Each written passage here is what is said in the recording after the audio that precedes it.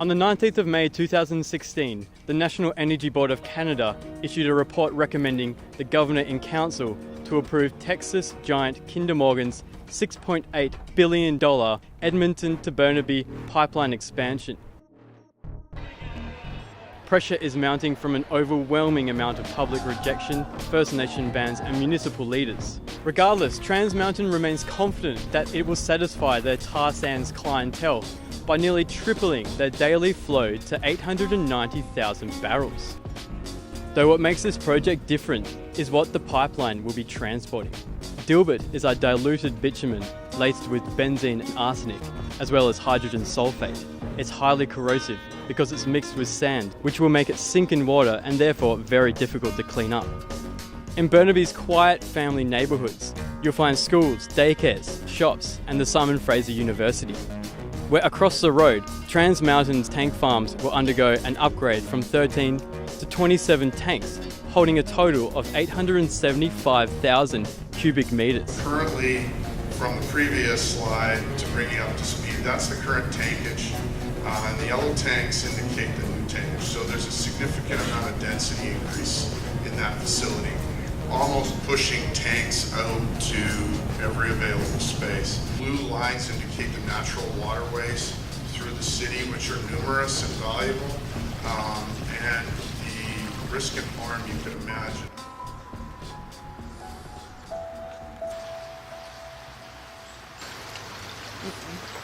From what I've seen over the years, this does not look good at all.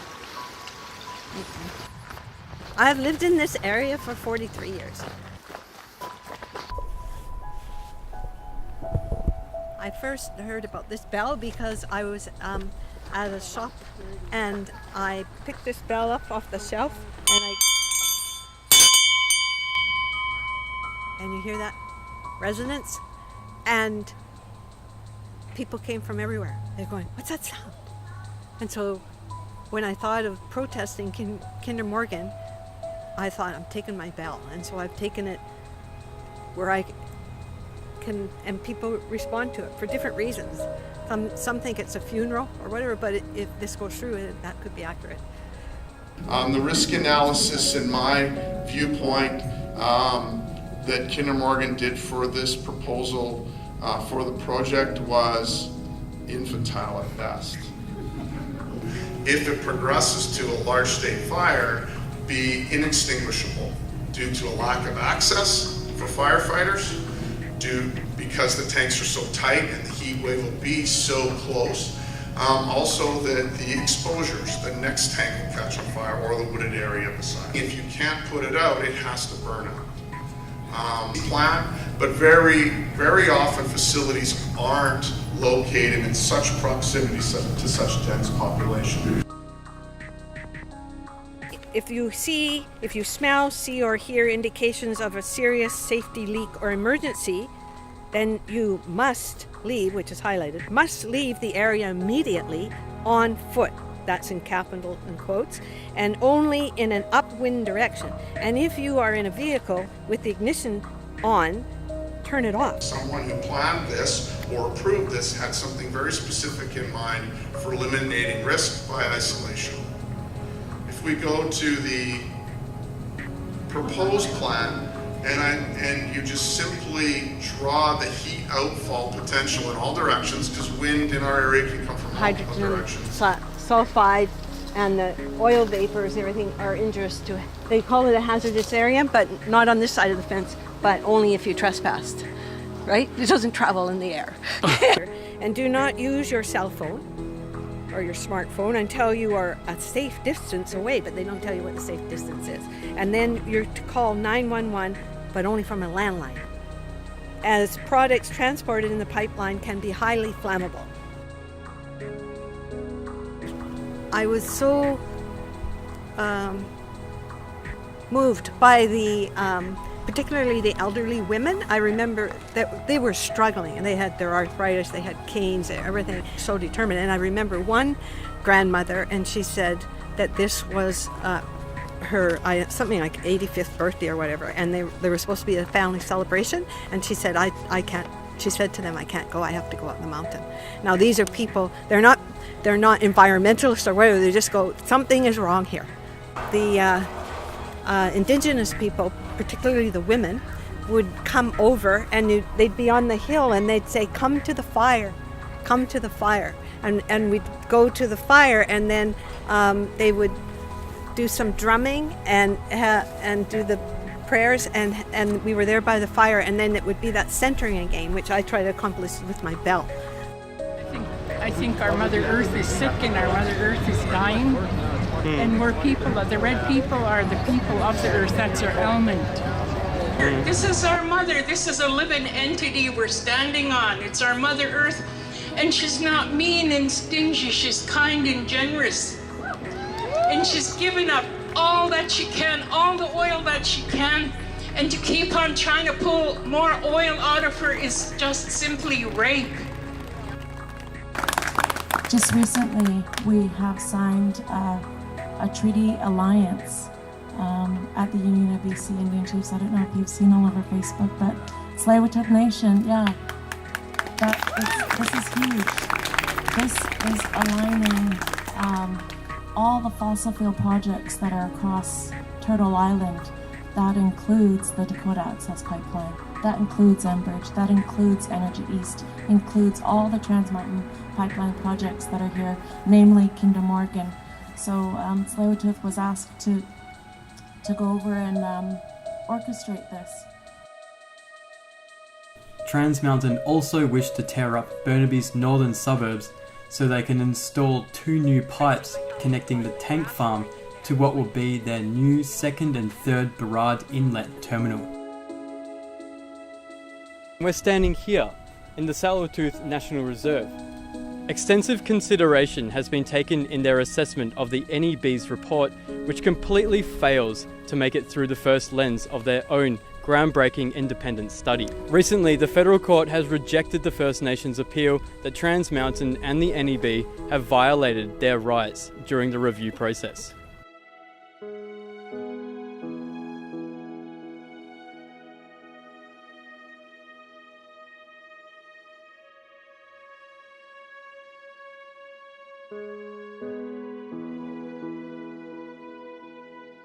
Better spend putting your money into a resource like there's a lot of folks in the community that are concerned about the spill risk of a 7-fold increase in tanker traffic in our Burrard Inlet, as well as a lot of young people and concerned Canadians.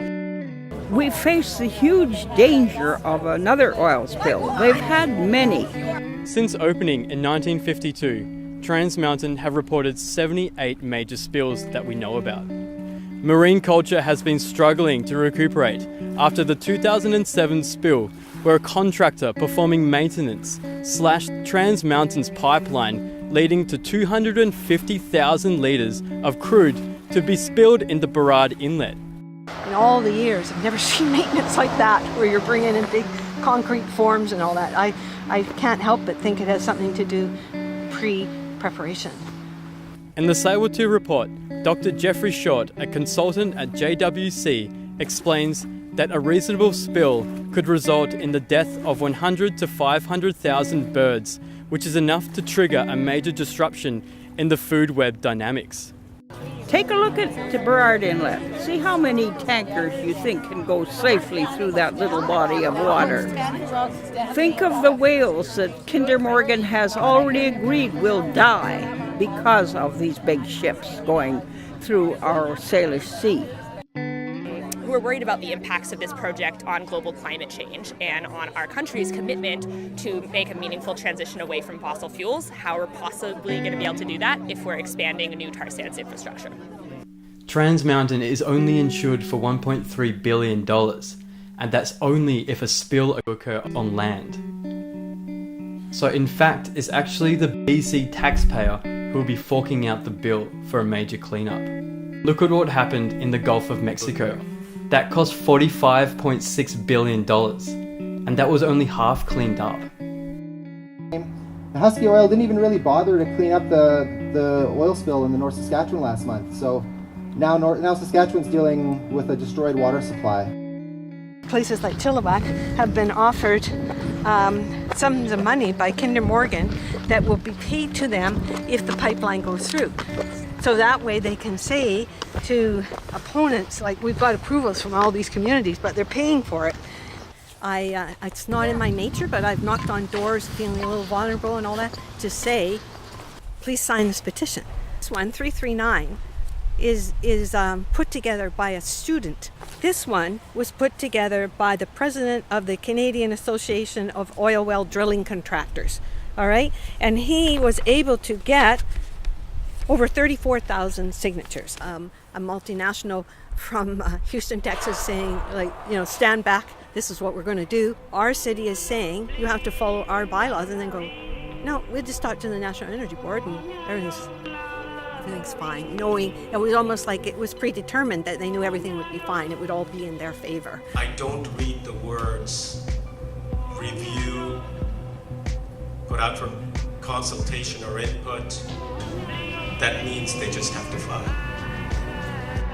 And the 156 conditions sound like a lot. However, many of them simply require the company to just file reports just months before construction, none of which will be further assessed or scrutinized. Who's this National Energy Board? You already know how important pipelines are for transporting energy, and pipelines that cross Canada's provincial or international borders are regulated by us, the National Energy Board. And then you find out they're based in Calgary and that they're very affiliated with the oil industry and that, and you're going, they have a different outlook on life than we do. So as it stands, the NEB has sided with Trans Mountain 82% more times than Intervenors, with no explanation and no further analysis. Right? Have they ever said no to a pipeline? In my understanding, they have not. Many matters regarding NEB to have failed to undertake a rigorous review process. I would ask that you read this letter that we've submitted. We haven't received any response. By approving the Pacific Northwest LNG pipeline, his first interprovincial mega project, Trudeau has made his new carbon tax look like a drop in the ocean. Interest, in a way that understands that even though governments grant permits, ultimately only communities grant permission. Because the corporations are all powerful, and they tell the government what they should do. Robin Allen, an economist who has done a lot of work on the economics of this pipeline. And in fact, it will be a net loss for Canada. We will lose jobs, not gain jobs. Is that when faced between the tension and a choice between doing what we have to do to honor those Paris commitments and saying no to these large new fossil fuel projects, unfortunately they're turning their back on Paris. On big ships taller than the tallest Vancouver building, dredge 50 feet into our inlet, bring it to California, refine it, and then go to China. I said, let China find their own tar sands and dig up their own country. We obviously cannot rely on the state to act bravely on national and global interests. So it is truly up to everyone to see that signatories of the Paris Agreement ensure that the motions of change are set in the right direction. Allow us, if, heaven forbid, Trudeau does approve the Kinder Morgan pipeline, to launch a citizens' referendum so that we, the people of British Columbia, can make sure this pipeline never goes through. So what we need is we need the people to stand up and to say no. It's only the people that can stop the global warming. If you're for our environment and against Kinder Morgan expansion, then I strongly suggest voicing your opinion to your local members of parliament. And it's actually free to send a letter to Justin Trudeau himself if it's addressed to the Parliament of Canada. Check out more information in the below links and show your support to organisations like Broke, the Burnaby Residents Against the Kinder Morgan Expansion, Sacred Trust, and the Dogwood Initiative. There's going to be a massive demonstration on the 19th of November at noon outside the Vancouver City Hall, so see you there. Say no to Kinder Morgan.